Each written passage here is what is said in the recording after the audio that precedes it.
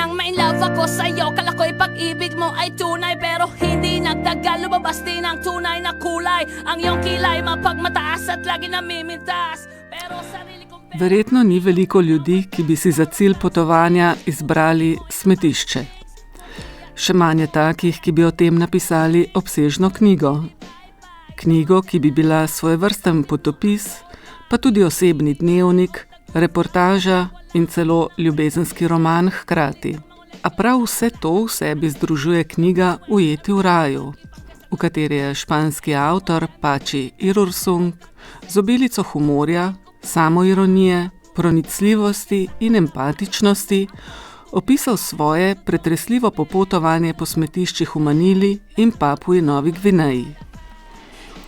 Knjiga je izšla v zbirki prevodne literature Mentorjeva prevajalnica in je nastajala na prevajalskih delavnicah Prevajalnica JSKD v zadnjih 3 letih. Prevedle so jo Tonja Gašperšič, Špela Grošelj, Svetlana Pavlin, Mojca Petaroš, Vesna Petrič, Katja Rijavec, Manca Toporišič Gašperšič pod mentorskim vodstvom uveljavljene prevajalke Marjete Drobnič. Več pa v nadaljevanju v literarni matineji, ki jo bom vodila Tina Kozin. No one else comes close, pangako sa isa't isa. Ngunit napatunayan mo ba ng balik ang kanya? Pinatapat sa akin na siya'y mahal pa rin. Spoštovane gostje, lepo pozdravljene.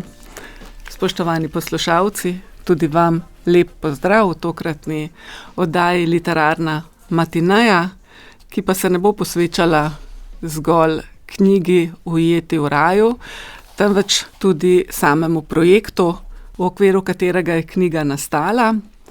Gospa Marjeta Drobnič, slišali smo, da ste nastopili vi v vlogi mentorice mladim prevajalkam, ki so za moj okus zelo dobro prevedle to kar zahtevno delo.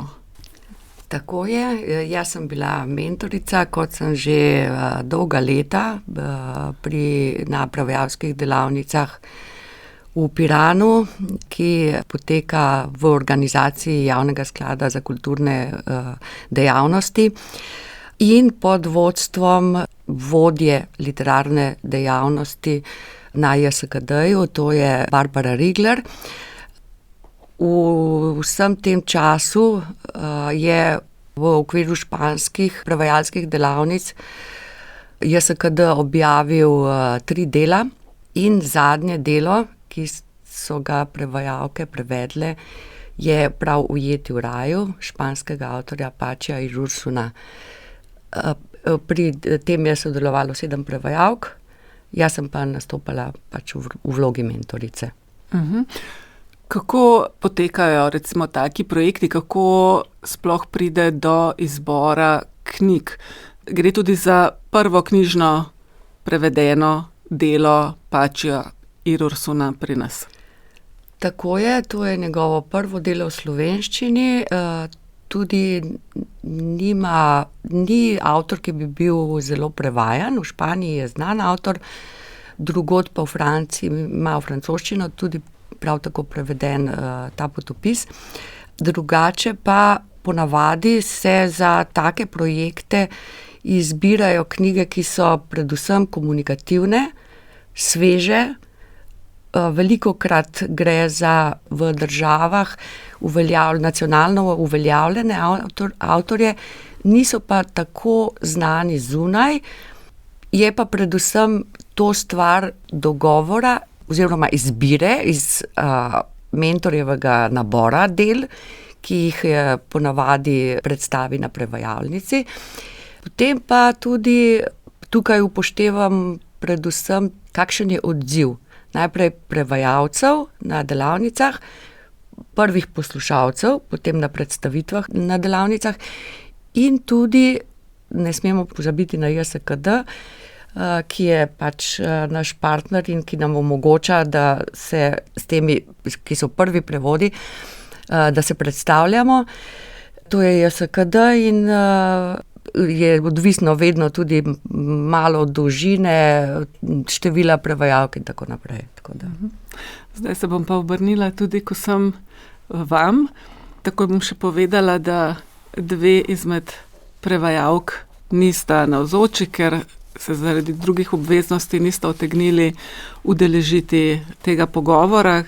Govorim pa o Manci Toporišič Gašperšič in o Špeli Grošelj. Za začetek bi vas vprašala, ste se prvič srečali s to knjigo, kakšni so bili vaši vtisi ob branju in pa seveda, kako ste si razdelile delo, kako konkretno je potekalo prevajanje. Predlagam, da gremo kar nekako po vrsti, pa bom začela pri vas. Vesna Petrič. Ja, jaz prvič, ko sem prebrala odlomek, ki ga je pripravila Marjeta za eno izmed prevajalnic, se mi je zelo smešen in tudi to je bil v bistvu glavna stvar, ki je potem cel čas nas nekako vodila naprej, da je bil ta roman res zelo humoren in ga je bil velik užitek prevajati.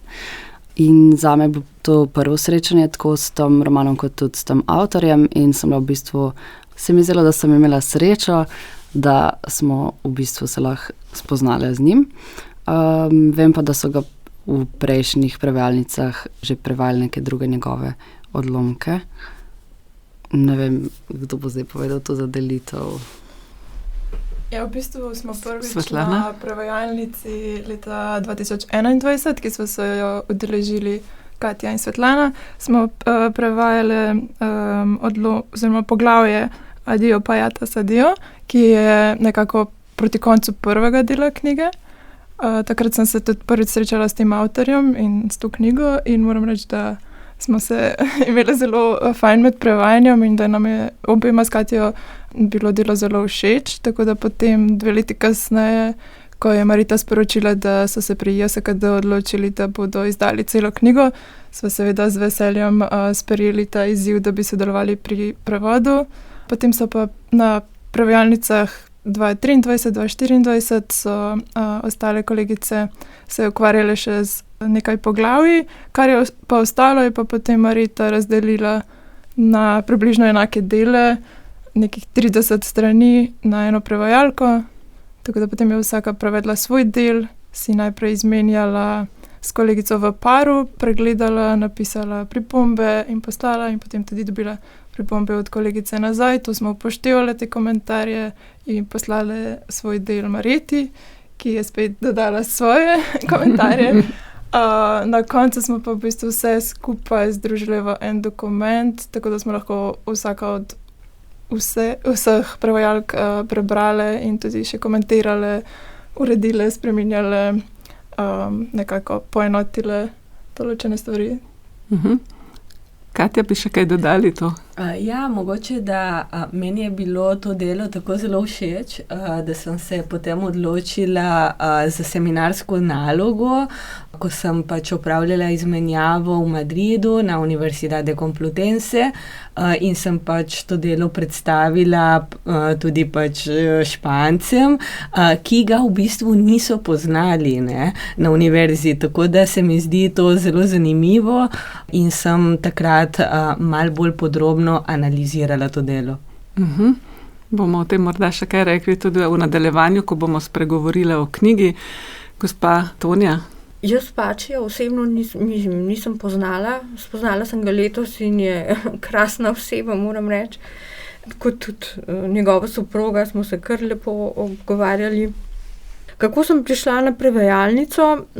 Hčerko, ki je tudi prevajala, so se pogovarjali o tem in nekako sem jo navdušila, da bi šli na prevajalnico. Sama sem se ene prevajalnice skoraj da že udeležila, pa sem potem zaradi zdravja ni bilo mogoče in sem želela tudi njo navdušiti za prevajanje. In nekako smo se potem odločili in smo šli in smo uživali. Naslednje leto je bila ona v Španiji, jaz sem še naslednje leto se spet udeležila prevajalnice. Ko smo prevajali doma, smo nekako na začetku kar po svoje ljubosumno čuvali vsaka svoje. In potem, ko smo bili prepričani, da je nekako to še kar, so si potem izmenjali, popravili, včasih spraševali eno drugo, kadar je bilo kaj nejasnega. In tako, no. Meni je bilo zelo všeč tudi prevajalsko delo doma, tistih približno 30 strani. Drugače, jaz pač prevajam v glavnem tehnično literaturo in medicinsko in tako, in večinoma z drugega jezika, ne iz španščine, in mi je bilo prevajanje španščine kar nekakšen izziv, ampak mi je bilo zelo všeč. Hvala. Mojca, pa še vi? Jaz sem se s Pačijevim delom prvič srečala na isti prevajalnici kot Vesna, sva bili takrat skupaj. Sem se pa že prej udeležila nekaj teh prevajalskih delavnic, ko smo prevajali neke druge tekste iz španščine, in se spomnim, da ker v bistvu na prevajalnici je tako, da skoraj vsako leto imamo izda JSKD en prevod, in jaz mislim, da tisto moje prvo leto, da je bil iz nemščine nek prevod objavljen in je prišla ta švicarska avtorica tudi zraven, in se spomnim, da sem razmišljala, kako mora biti to fajn izkušnja, da ne prevedeš samo odlomkov, ampak celo knjigo, in potem imaš celo osebni stik z avtorjem. In potem nekaj let kasneje, ko je Marjeta predlagala, da smo mi na vrsti, ne da bi prevedle knjigo v celoti, sem bila seveda čisto navdušena, tako da ker tudi mene je že knjiga navdušila in potem me je tudi avtor sam navdušil, tako je res prisrčna oseba, tako da je bila super izkušnja. Svetlana je že nekaj omenila in zdaj se bom navezala na to, kar ste rekli vi, Mojca. In sicer prevajali ste vsaka recimo približno po 30 strani, ne? Kaj to pomeni za prevajalko? Morate pa verjetno vendarle poznati celotno knjigo, da lahko prevedete tistih 30 strani, in ali je potem kaj, ne bom rekla frustrirajoče, ampak vendarle dejstvo, da podpišeš 30 strani, ostalih 30 in 30 in 30, kolikor jih še je do konca, pa bodo naredili drugi oziroma v vašem primeru preostale prevajalke, ali to niti ni vplivalo na vas? Ne vem, če je frustrirajoče prava beseda, bi rekla, da je vsekakor treba sklepati kompromise. To se je dobro pokazalo že pri tistem skupinskem delu prevajanja, torej, ko smo skupaj, tako kot zdaj, sedeli okoli iste mize in smo v bistvu debatirali. To je bilo za tiste odlomke, ki so bili prvi prevedeni, tisti, ki so bili objavljeni potem v reviji Mentor. Navadno smo seveda že pripravili nek osnutek prevoda prej doma, ampak potem smo se vrstili, tako da je vsaka prebrala eno poved in druge smo komentirale, in če je bilo s tisto povedjo vse v redu, smo pač šli naprej, če ne pa smo mogoče še kaj pretresali, druge ideje, sopomenke in tako dalje. In pravzaprav mislim, če ti imaš svoj osnutek prevoda in potem nekdo, ne vem, naprimer Vesna ona prebere svojo poved, seveda bo ta poved, mislim, popolnoma drugačna od moje, ker vsak prevajalec pač dva prevoda ne moreta biti enaka, ne. Tako da včasih, mislim, je res čuden občutek, včasih zato, ker kako je Vesna to dobro prevedla, ne, jaz mislim, moje res zveni slabše od tega, včasih pa je pa samo, mislim, sej to tudi zveni v redu in ti je, ne vem, mogoče malo žal, da ne bo obveljala tvoja ideja, ampak tak je. Tako da, ne vem, mislim, da se nekako na to navadiš in vsekakor mogoče je tukaj vredno poudariti tudi to, da vsaj po mojem mnenju so taki prevodi potem bolj kakovostni kot prevodi enega samega prevajalca, ker res, mislim, pač enostavno več glav več ve, ne, in zato, če 7 ljudi izbere najboljši prevod, bo ta gotovo najboljši. Se strinjam. Svetlana, Pavlin, kakšne so vaše izkušnje glede tega? Jaz bi se kar strinjala z Mojco, da je bilo treba iskati kompromise, ampak da je res fino včasih, ko se mogoče sam ne spomniš najboljše rešitve, pa potem ena izmed kolegic predlaga nekaj odličnega in tako mislim, da je potem res lahko nastane zelo dober prevod, ker se nekako tudi druga za drugo preberemo, komentiramo, predebatiramo in pridejo kakšne ideje, ki jih mogoče sam ne bi imel. Tako da, je drugačen način, ampak mi je všeč bil tudi ta del. Tonja in Katja? Enako. Moj pogled na jezik je mogoče malo drugačen, ker je že kar precej časa, ker sem diplomirala španščine, literarnih prevodov se nisem lotevala, kakšne manjše zadeve, že daljšega pa ne. Prevajam večinoma, kot sem rekla, iz nemščine in je potem bilo včasih tako, kot je rekla Mojca, frustrirajoče, ker vedela sem, kaj hočem povedati, pa enostavno ni bilo v mojem registru tega. In druge kolegice so pa to vedele, so pa to znale, jim je bilo bližje in se mi zdi, da je v redu, a ne?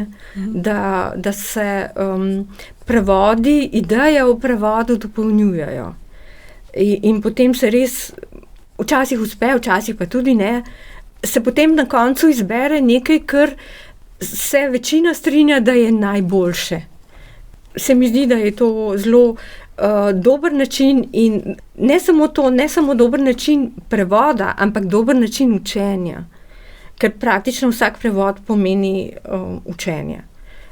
Pridobivanje nečesa novega, pridobivanje nečesa, kar mogoče nikoli v življenju sicer ne bi vedel. In se mi zdi, da smo, vsaj zase lahko rečem, vsaka od nas je odnesla od teh naših skupnih prevodov, teh naših skupnih delavnic, večdnevnih maksimum, kar je lahko. Katja? Ja, meni se je zdelo zelo težko, ker v bistvu slovenščina ne prenese teh zelo dolgih stavkov, ki jih ima španščina, ker v bistvu potrebujemo celo stran, da pridemo pač do ene pike, ne. Tako da sem v bistvu precej zaupala tudi komentarjem in presoji kolegic, ki imajo več izkušenj s prevajanjem, tako da je bilo v bistvu zame zelo poučno. Pa še Vesna? Ja, na začetku sem se v bistvu spraševala, kako bo to izgledalo, a ne, če nas je toliko, a bo potem vsako poglavje nekako izstopalo po malo drugačnem slogu prevajanja, ampak potem na koncu sem, recimo, ko smo večkrat revizirale besedilo, se spraševala, v bistvu, a sem jaz ta del prevedla? Ne, čigav je že bil ta del in so se potem čist izbrisale te neke zamejitve, ali pa recimo, kje se je ta del začel od nje, ali pa moj. In se mi zdi, da je bil velik faktor tega, da smo mi v bistvu toliko časa sedeli s tem tekstom in da smo res lahko in s tem avtorjem in njegovim glasom na nek način, da smo ga res začutile in potem tudi nekako že znale brati med vrsticami. Ker v začetku je dosti od teh dvomnosti bilo med nami, ker smo imeli različne interpretacije, kaj je tukaj recimo želel povedati ali pa kaj mislite, da se tle s tem nanaša. Potem dlje časa, ko smo prevajali, smo pa nekako že neke tudi, če rečem tako, interne fore hitro ujele in potem tudi se mi zdi nekako enotno začelo ustvarjati tega slovenskega pačja v navednicah, kjer nam je potem postalo čedalje lažje v bistvu iskati te rešitve, pri katerih se nismo več tako, kot je Mojca rekla, prepirali, ja, mogoče moja rešitev naj zmaga, ampak da smo nekako prihajali do tega konsenza, ja, pač bi tako to rekel. Potem ste v bistvu skupaj predebatirali vso knjigo. Ni bil to tako samljen proces, da vsaka sedi za svojimi 30 stranmi in jih prevaja. Imeli smo nekaj srečanj preko spleta, potem, ko je bila že knjiga v celoti prevedena, smo tam sedeli v bistvu vsaka na svojem domu in smo šli skozi ves tekst. Zdaj, ne vem, mogoče me lahko katero od kolegic popravi, jaz mislim, da nismo celega brali tam skupaj, v bistvu je tudi to, si je vsaka doma prebrala tekst in potem povedala, na kateri točki je imela kakšno pripombo in smo potem samo na podlagi teh pripomb še predebatirali. Marjeta, verjetno ste pa vi vendarle pogledali potem terminologijo, da je bila poenotena ali tudi to ni bilo potrebno? Seveda in vsaka izmed njih, se pravi vsaka izmed prevajalk je pregledala potem. Bi pa dodala to, da smo se s tem besedilom ukvarjale mislim, da je bilo prvič, smo pred 5 leti ali nekaj podobnega. In je dejstvo to, da je bilo to besedilo v bistvu kar naprej nekje na mizi.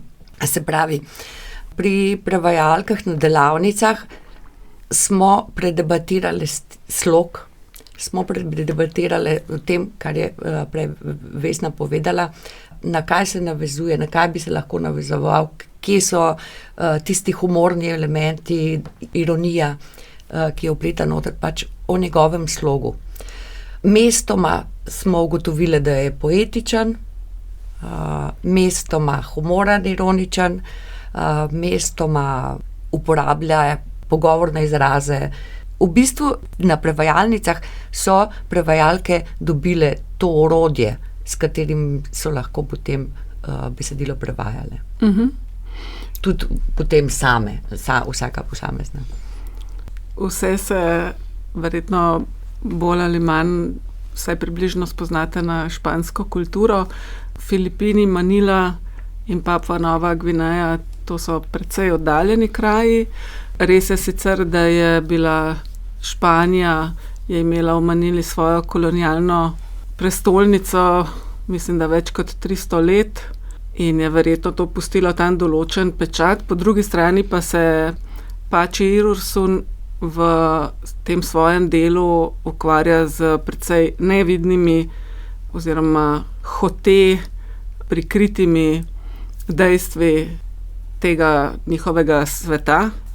Pa me zanima, kako je bilo za vas spoznavati ta svet. Verjetno vam prav domač ni bil in ali vam je to predstavljalo kakšen dodaten prevajalski izziv? Ja, jaz se spomnim, da sem v svojem delu prišla do tega opisovanja, kako žvečijo ta betelnut. In nisem prej tega poznala in potem je to odprlo tako celo novo poglavje, ko sem googlala in iskala slike in si predstavljala, kako to izgleda in brala članke in v bistvu v knjigi na koncu tu je ena beseda ali pa par stavkov na strani. Zame pa to pomenilo potem, 2 uri v bistvu poglobitve v to temo, kjer s sabo prinese tudi neke dodatne pomene, zakaj to ljudje počnejo, kakšna je ta praksa, a je negativno zaznamovana in potem kako se avtor do tega opredeljuje in kako zdaj bom jaz tu prevedla. Tako da je bilo zame veliko takih trenutkov, ker sem pa antropologinja, sem v njih nadvse uživala, ravno zaradi tega, ker so to neke take podrobnosti, ki nas kot antropologe zmeri zanimajo, kako ljudje živijo in kakšne prakse imajo v vsakodnevnem življenju. Tako da zame je bilo to spoznavanje nekih takih podrobnosti skozi oči 2 Evropejcev zelo zanimivo, ker potem sta tudi hkrati naslavljala neke te mogoče malo neprijetne situacije, ki so se jima zgodile, ravno zaradi tega, ker sta prihajala v ta prostor z neko to naivnostjo, ker nista kulture prej poznala, ker se tudi nista dost pobrigala o njej, preden sta tja šla. In to se mi zelo simbolno v nekem tem kontekstu, kjer ona dva opisujeta, preden gresta, da pijeta to pivo San Miguel, kot da jima ga bo tam zmanjkalo oziroma da tam ne bo na voljo. In rečeta, da si delata rezervo. Potem pa, ko prideta na Filipine, ugotovita, joj, kakšna buca sva, ker v bistvu je to filipinsko pivo in pač se je v Španijo se uvaža, ravno v bistvu zaradi te kolonialne povezave. In se mi je zdel to tak simbolen moment, kjer ona dva v bistvu se zavedata nekega svojega tega privilegija, ki ima tudi neko to zgodovinsko implikacijo in v bistvu se mi je zelo dobro, da ne zapadata v to neko moraliziranje, ki se mi zdi, da evropski avtorji hitro lahko to padejo, ko potujejo v neke eksotične dežele in jih tako opisujejo, kar je v bistvu dosti sporno. Medtem, ko sta ona dva prišla nekako s temi frišnimi očmi in v bistvu opisovala vse tako kot 2 otroka na trenutke, kjer je bilo vse mogoče malo poenostavljeno, ampak potem pa dlje, ko si bral, si pa videl nekako, da se lotevata dost tem z humorjem in da to v bistvu sprošča to napetost, ko jo čutiš kot nek prišlek v tujo kulturo in jo nočeš napačno tam interpretirati ali pa govoriti, kaj je dobro, se pravi vrednotiti. Ampak da v bistvu poveš, to je mene presenetilo, tega nisem poznal in da se lahko s temi ljudmi, namesto da jih presojaš, v bistvu z njimi smeješ nekim situacijam, kar se mi zelo v bistvu, da je ne tako pogost pristop opisovanja nekih tujih kultur, sploh v nekih potopisih. In tudi en moj kolega, ki je rekel, da je prišel na našo predstavitev v bistvu, je potem knjigo vzel v roke, ker on tudi veliko potuje in tudi sam piše veliko potopisov in rekel, da ga je ravno to odvrnilo, ker je imel občutek, da bo tudi kot nek white savior trenutek in da je potem odložil branje, ampak se nekaj, da je še eno priložnost tej knjigi, ker v bistvu se moraš malo tudi tega sloga in vse te ironije navaditi, da jo lahko v bistvu, da malo tudi bereš med vrsticami, da se v bistvu avtor dostikrat postavlja v ozadje in hoče v bistvu napisati neko odo, se mi zdi, tudi tem ljudem, ki jih srečuje in nekemu njihovemu vsakodnevnemu trpljanju. Se strinjam. Katja? Ja, jaz se strinjam in v bistvu tukaj bi izpostavila, da sam avtor pravi, da on je napisal banalen, plitek potopis, kar precej odstopa od nekega klasičnega potopisa, namreč navadno pripovedovalci pravijo, to, kar jaz doživljam, to, kar jaz vidim, vse te zgodbe, to je tako, in nekako želijo vsiliti, to perspektivo, V bistvu Pači je pa tukaj precej drugačen, on je precej bolj refleksiven, ponižen, on se zelo zaveda svojega privilegiranega položaja, in v bistvu on tudi v to svojo zgodbo vključi različne družbene sloje, od teh najrevnejših, ki živijo od smeti na smetišču, pa tudi do teh najbolj privilegiranih, ki zasedajo pomembne funkcije v družbi, kot so neki bivši ministri, župani.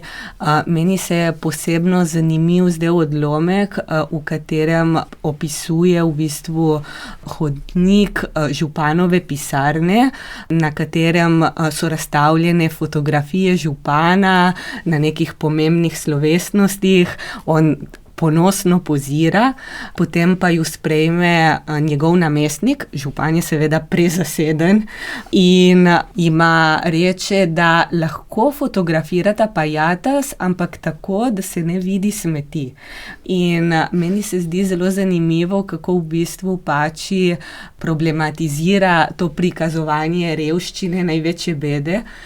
Namreč, ko gre za fotografije, ki prikazujejo zelo šokantno resničnost, to je tisto, kar medijske hiše najraje imajo, Pači pa pravi, ker če ni dovolj šokantno, ne zanima.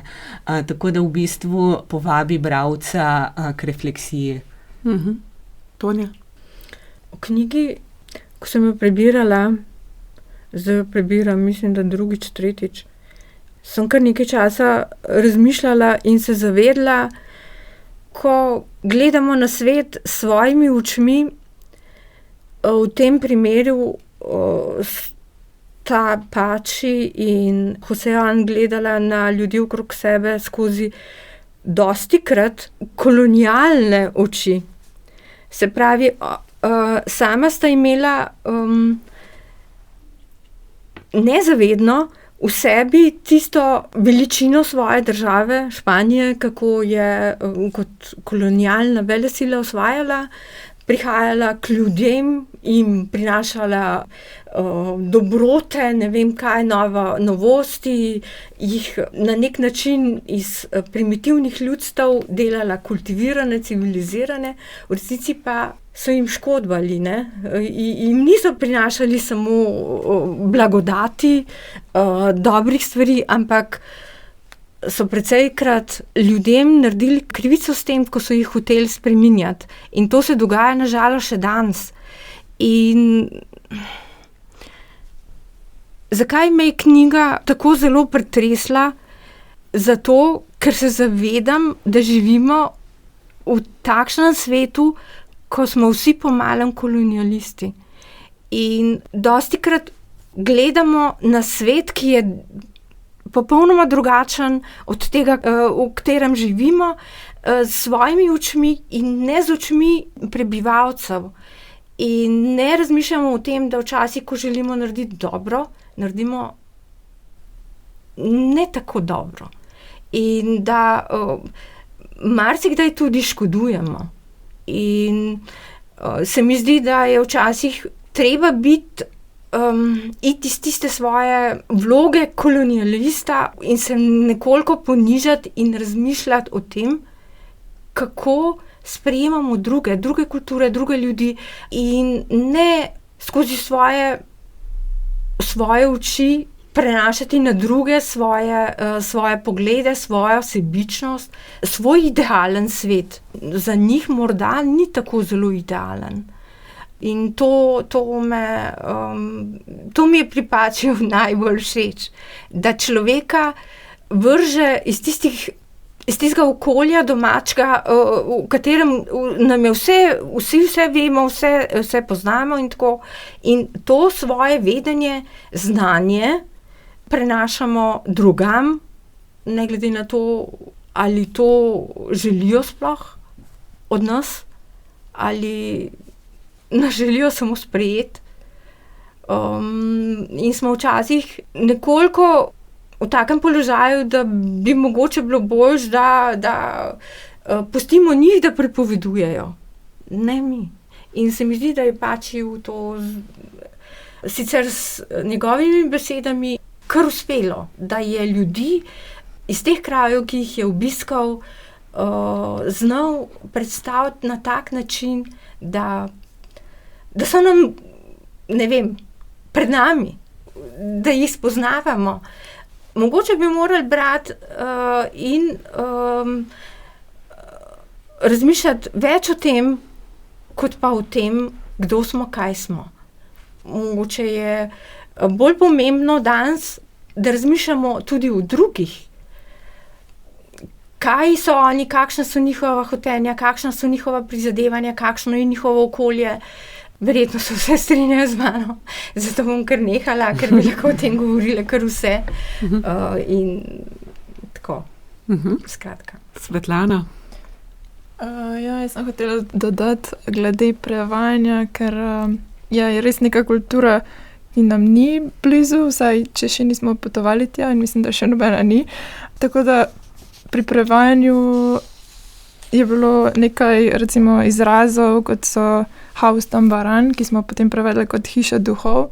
In to so pač neke posebni njihovi prostori in nekaj, česar pač nismo poznali in je zahtevalo malo brskanja po spletu in iskanja spoznavanja te kulture. In vem, da na neki točki sem tudi odprla Google Earth in si pogledala, kako dejansko izgledajo te njihove vasi, ker tudi opisujeta bivališča na Papui Novi Gvineji, pa potem ne veš, ali bi bila to hiša dejansko, ali to mogoče koča, ali kaj bi bil najbolj primeren izraz. Tako da iz tega vidika je bilo zelo zanimivo, v bistvu spoznavanje ene kulture, potovanje po Filipinih in Papui Novi Gvineji preko literature. Mojca? Ja, jaz bi mogoče dodala samo še to, da res je to, kar sta obe Svetlana in Vesna povedali, da prevajanje o tako različni kulturi ima svoje izzive.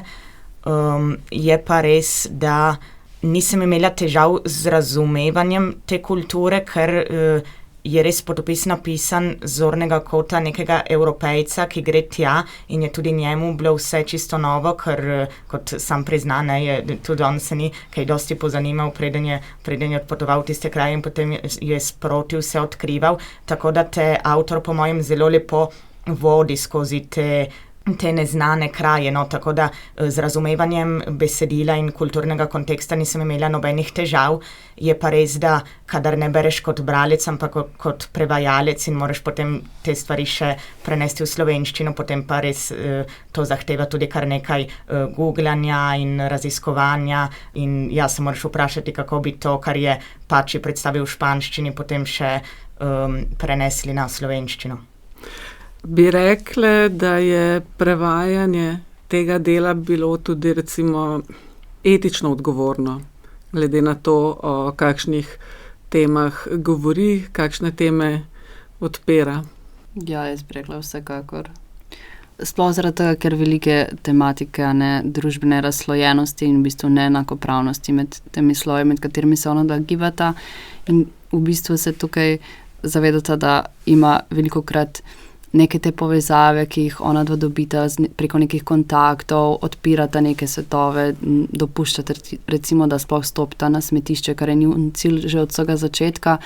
In nekako veste, da morata vzdrževati dobre odnose s temi ljudmi, čeprav lahko do njih čutita tudi odpor na trenutke, ker veste, da v bistvu lahko poglabljajo ta družbeni razkol na pozicijah, ki jih imajo in da jih imajo z določenimi razlogi in z določeno zgodovino. Potem pa na drugi strani v bistvu se dozgibata tudi med v narekovajih malim človekom, in se z njim družita in v bistvu ga predstavljata na najbolj iskren način, kot lahko, in se mi zdi, da potem pri prevajanju tudi temu poskušaš slediti, da nekako mogoče kakšen stavek, ki ga prebereš izven konteksta, bi lahko zvenel hitro nesramno in potem, recimo, jaz sem imela to dilemo, da mogoče takoj, ko ga predstavljaš v drugem jeziku, začutiš, mogoče bi to malo bolj razložila ali pa, da ne bo dvoumno, ampak da v bistvu ne zapadeš v to zanko preveč razlaganja, ampak da pustiš to dvoumnost tudi v drugem jeziku in da potem bralcu prepuščaš to presojo, če je sposoben tudi kritično razmišljati o prebranem, da v bistvu sam pride do teh spoznanj in da tudi sam se potem sprašuje, kaj v bistvu tle ona dva, a sta zdaj neka privilegirana belca, ki sta prišla sem in vse vidita čez oči te svoje španske kulture, ki je tudi sicer dost zaprta sama vase in velikokrat imajo Španci tudi s tem težavo, ko hodijo v druge države, že recimo to se kaže dost v ponovadi jezikovni barieri, ali v bistvu gre za to, da spoznavata neko drugo kulturo na nekoliko naiven ali pa humoren način, ampak da sta o tem zelo iskrena in da v bistvu potem bralec lahko prepozna, da v bistvu sam želita nam to kulturo na iskren način približati in da mi kot prevajalci na tem mestu nismo ti, ki presojamo o tem, ampak da sam želimo nekako to prenesti in potem tudi bralcu prepustiti to vse nadaljno razmišljanje. Ja. Ta perspektiva je tudi mene kot bralko, okupirala me, in sem razmišljala, da verjetno za prevajalca je to še toliko teže, ker se mora vendarle pri prenosu nekako odločiti, ali gre za privilegiran, nereflektiran ali za poskus neprivilegiranega zavestja, da verjetno to vendarle še nekako ostaja. Ne? Kaj pa ostale? Meni se zdi, da Pači zelo ponižno pristopa do ljudi, ki jih srečuje, oziroma mislim, tudi opisovanja teh okoliščin, ki jih opisuje. On je tam res kot opazovalec. Jaz sem imela občutek, da on se sploh ne počuti privilegiranega, da on hoče res, dati glas tamkajšnjim ljudem oziroma pisati njihove razmere, kar se da iskreno. Je pa mogoče zanimivo, da potem se kaže v odnosu, ki ga drugi skazujejo njemu, da oni, torej lokalno prebivalstvo njega vidi kot privilegiranca, ker recimo prav en od teh ministrov, ki jih je prej omenjala Katja, je neka bivša ministrica, za katero se potem razkrije oziroma Pači si to tako razlaga, da njej se zdi, da bo on kot evropejski novinar, da bo lahko njeno zgodbo nekako ponesel v širni svet in se ne zaveda, da, Pači sam ima občutek, da bo to njegovo reportažo bralo mogoče par sto ljudi, da on nima nobene moči, da bi karkoli tam spremenil, ampak oni, ko njega vidijo, pa so prepričani, da bi mogoče lahko. Tako da ta dvojnost nekako se mi je zdela zelo zanimiva. Kako pa si razlagate naslov Ujeti v raju? Katja morda. Ja, v bistvu tukaj smo imeli eno zelo zanimivo zagato, najprej glede pač dvojine, namreč v španščini ne obstaja dvojina, in včasih smo razmišljali, da mogoče bi morali ta naslov prevesti v dvojini, ujeta v raju, namreč sta dva popotnika, ki potujeta, ampak potem smo se nekako odločili za množino, namreč če bi uporabili dvojino, bi to v slovenščini zvenelo kot nek romantični roman, in temu ni tako, ampak če mogoče malo širše odgovorim na to vprašanje, ta svet ima pač lepe znamenitosti, narava je krasna, on opisuje tudi pač vse te živali, kako je v bistvu vse lepo, te rajske plaže, ampak ona dva v bistvu kot Evropejca sta naveličana teh plaž, pravzaprav bežita iz tega raja, Tretji del tega romana je namenjen vrnitvi domov. Če se ponovno vrnem k potopisom, ni običajno, da bi klasični potopisni romani razlagali tako podrobno, kakšen je povratek. In v bistvu gre za nek beg. Tako da ona dva se kljub vsemu lepemu želita vrniti v Evropo domov. Tako da je to v bistvu zelo zanimivo, sta ujeta v raju, Pa je mogoče ta naslov, recimo, če ga pogledamo v množinski obliki, razumeti tudi drugače, v smislu, recimo, da ga razumemo, kako so ti ljudje, ti revni ljudje, ujeti v nekaj, kar mi poznamo zgolj z tiste rajske strani in kar mi imenujemo kot, za raj.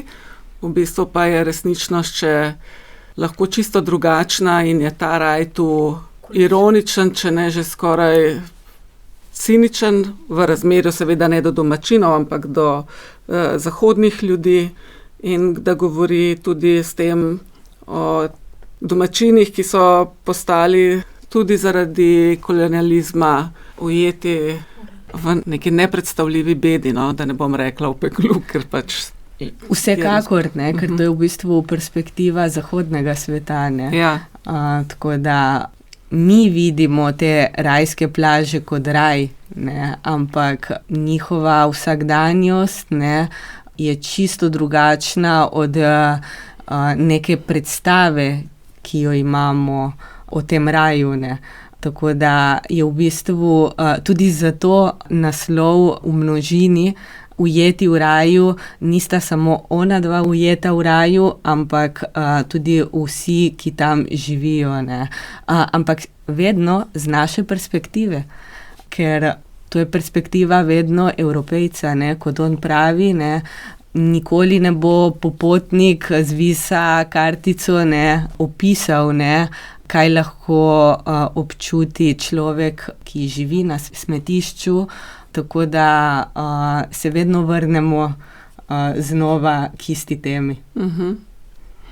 Pa jaz mislim, Resna, da ja. tukaj tudi mogoče še ta druga dvojnost naslova, da reče, da je to objektivno gledano raja, in tudi ko opisuje neke recimo zalive in druge naravne prostore, seveda jih obravnava kot lepe kraje, in ta ujetost ljudi, ki tam živijo, se navezuje tudi v bistvu na neko brezizhodnost, da sicer živijo v raju, ampak da nimajo v bistvu neke opcije, da je to zavestna odločitev, jaz tukaj hočem živeti, ker je lepo, ampak jaz v bistvu iz tega prostora ne morem, ker nimam nekih sredstev, ki bi mi dajali avtonomno odločitev, ali bom jaz tukaj živel kot nek evropski digitalni nomad, ki pride in gre, ampak je v bistvu kraj, na katerega si pač privezan, ja, na nek način.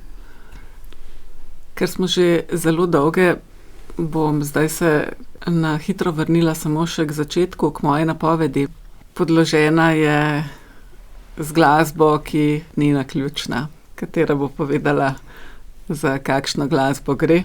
Morda zdaj še malo Svetlana ali pa Tonja.